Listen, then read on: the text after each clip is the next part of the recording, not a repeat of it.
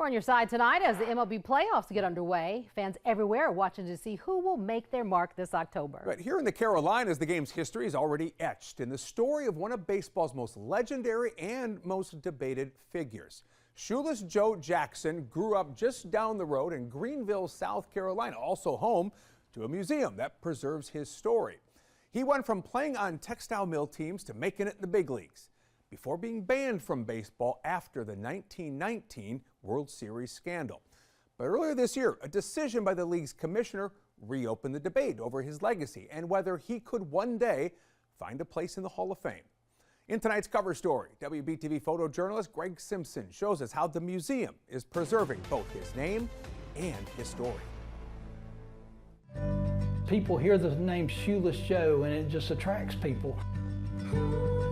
The nickname actually started here in Greenville. Joe was playing a game on June 6th of 1908, and he came up to his coach about the 7th inning and asked to sit out. He had pitched a few games earlier, and his feet were bothering him. Well, the coach didn't want him to sit out. They were losing by 1 run to the Anderson team, and so he told Joe no. So Joe went back to the bench, took off his shoes, and went out to center field with his stockings on. Well, nobody seemed to notice. Joe came in to bat that next half of that inning, and the first thing he did was hit a ball out of the ballpark. And as he was rounding third, one of these visiting Anderson fans jumped up and shouted, "You shoeless so-and-so?" And that's exactly how he got the name Shoeless Joe. In 1919, Joe was approached by a couple of players, mainly one player. His name was Chick Gandil. He was the first baseman. Chick offered Joe $10,000 to help throw the series, the World Series. Joe said no. Joe knew that they were throwing the series. He did not get involved. Joe went into that series and hit .375, had no errors, had a World Series record of 12 hits throughout that series. And so the series was thrown. At the end of the 1920 season is when they started bringing it up. One of the pitchers went and confessed and said that the series was thrown.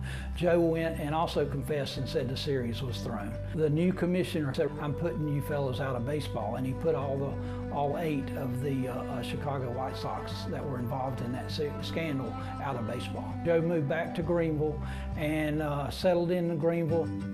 After Pete Rose passed away, some of the family members of Pete Rose decided they felt he should be back in baseball.